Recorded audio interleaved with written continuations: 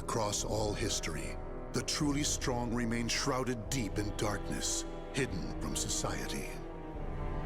They carefully erase all traces of their existence, so that when later generations look back on history, it is as if they were never there.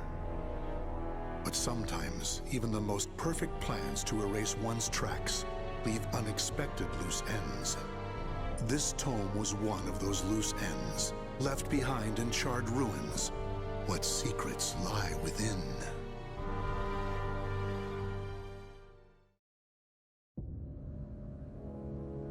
Zasalamel created me.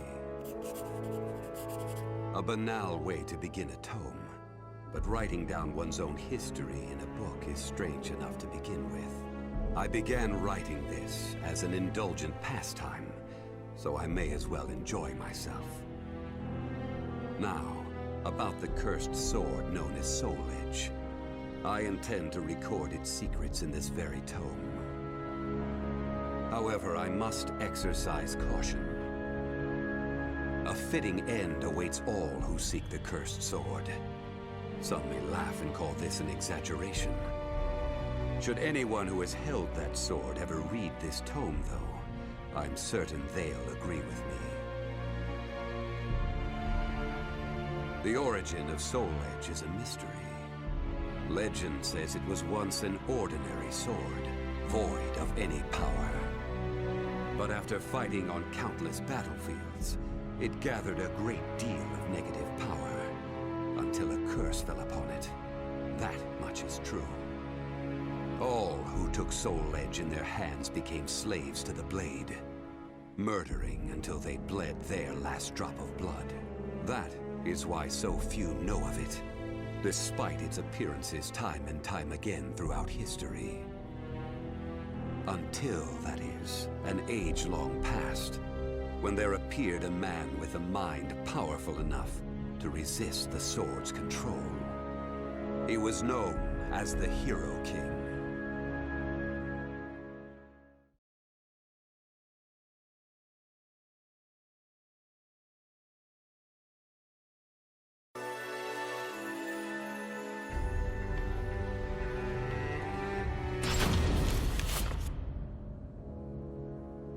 In that ancient age, great change came only through war. Thus, controlling Soul Edge meant ruling the world. The Hero King, being the man he was, one could say it was inevitable that he would bring peace to this warring world. I won't record the Hero King's name here. Someday I may decide the time is right to reveal it, but that time isn't now. It is said the Hero King lost Soul Edge due to his jealous son. After the Hero King killed his son, the spirit sword Soul Calibur was born from the remnants of the cursed sword. Indeed, the cursed sword and the spirit sword both come from the very same steel. While the name Soul Edge is known to a select few, the name Soul Calibur is known to almost no one. There is a reason the Spirit Sword was never revealed to the world. Some say the Hero King created the Spirit Sword, but the truth is that the Hero King risked his life and failed. Those who would carry on the dead king's wish and perfect Soul Calibur were to come later. They were known as the Guardians of the Spirit Sword. Like a thief in the night, they took the Spirit Sword and withdrew into the dark recesses of history. They told others of the Hero King's Spirit Sword, and that they were going into hiding to both prevent Soul Calibur from being used for evil, and to prepare for the threat of Soul Edge.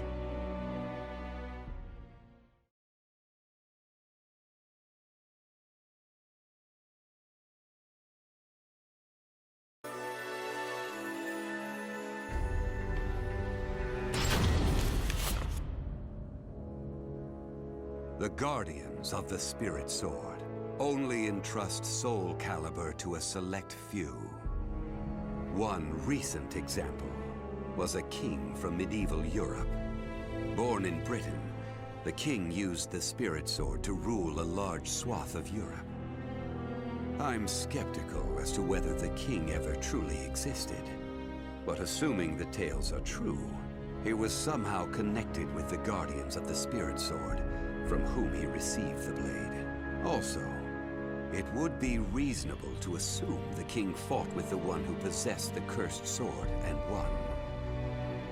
After the king's death, though, no one knows what happened to the Spirit Sword. Perhaps we should assume it eventually found its way back to the Guardians of the Spirit Sword. But it should be noted that their power had dwindled greatly by that time. At the same time, there were those who awaited the second coming of the king. On the eve of the king's passing, a loyal knight set forth to find the Spirit Sword and restore the crown. That was the start of the secret society known as the Aval Organization. They hid themselves well for a considerably long period of time. Not even I learned of their inner workings until quite recently. Sworn to the late king, the Aval Organization sought the Spirit Sword and secretly assassinated all whom they deemed outsiders, those who were aligned with the cursed sword or did harm to humankind. A deeper look, however, reveals there was some unrest hidden below the organization's seemingly unshakable exterior.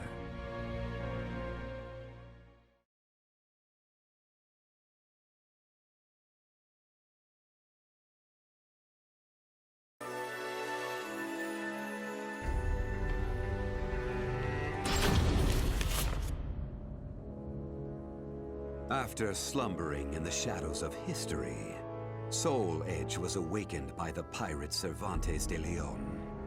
Cervantes attacked the ship of one who had won Soul Edge at an auction.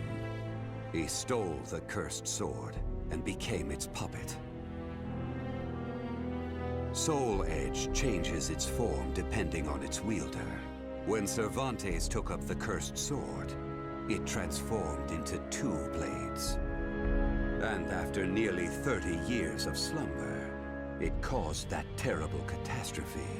Cervantes and the cursed sword were defeated by a female warrior, and one of the blades was destroyed. Shattering without coming in contact with the Spirit Sword was a first for Soul Edge. Immediately afterwards, the evil seed occurred. The evil within Soul Edge was unleashed upon the entire world. Why did the evil seed occur?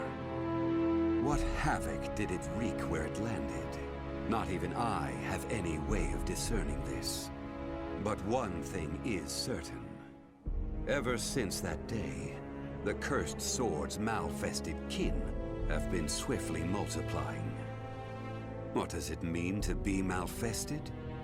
It's extremely hard to define, for the resulting phenomena are so varied.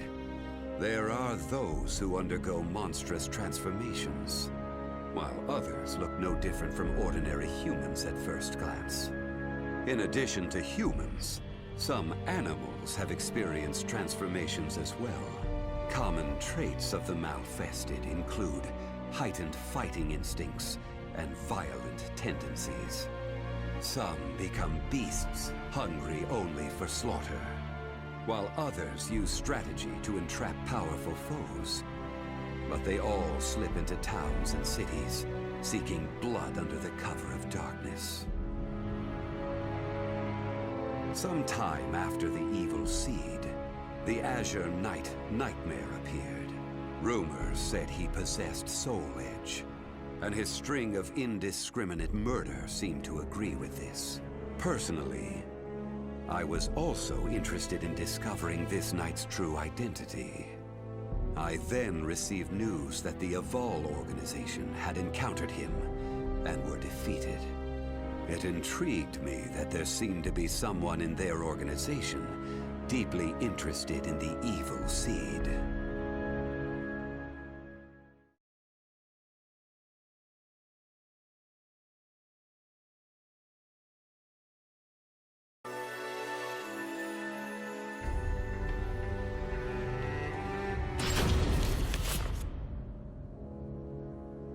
While Soul Edge has appeared constantly throughout history, Soul Calibur's whereabouts are still shrouded in mystery. In time, I lost interest and gave up trying to search for any traces of it. But after resuming my search later, I found that it had been taken to a temple in the east at some point. With it were taken a staff able to absorb all manner of energy, and a mirror capable of purifying evil. These sacred treasures were used to create Soul Calibur and amplify its power.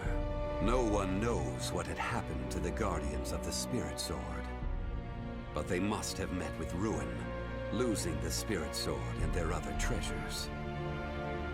As for the temple, it later became Ling Sheng Su, a famous martial arts dojo that worshipped the Spirit Sword and the other weapons as the three sacred treasures. But now the Spirit Sword is no longer there. The evil seed deeply affected Ling Sheng Su, and most likely caused it to attract evil energy. Its martial arts students were soon overcome by madness and battle lust, and ended up killing each other. The temple fell in a single night. Therefore, no one knows what happened to the Spirit Sword. Only one student of Ling Sheng Su survived. While the survivor didn't possess Soul Calibur, there was clearly merit in looking into him. What powers did he possess? What could he accomplish? I was deeply intrigued.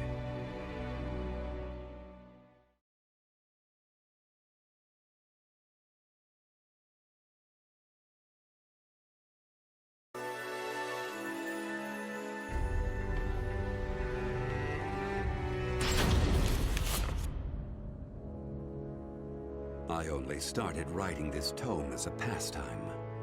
But in order to give it a clear perspective, I must reveal my identity. I was once one of the Guardians of the Spirit Sword. The precepts of the Guardians were very strict, one of which stated no Guardian may ever touch Soul Calibur. But in my younger days, I failed to properly suppress my urges. When the others discovered my designs, they broke my arms and banished me. Amid my despair, I searched for a way to survive. What I discovered was the art of reincarnation. After a long period of training, I mastered the secrets contained within this lost wisdom. I reincarnated myself over and over again, and became an entity that could transcend generations. At first, I didn't realize the price I would have to pay for eternal life.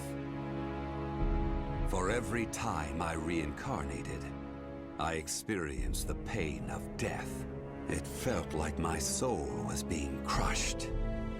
It is hard to put such pain and suffering in words. Indeed, I hadn't managed to completely escape death. No matter what one may accomplish in life, death remains inescapable. My bodies have lain in countless graves, but my soul will never rest in peace. So it was that I came to yearn for the final eternal death I could never have. And such desire began to corrupt my everlasting life. Gradually, I began to seek out death itself.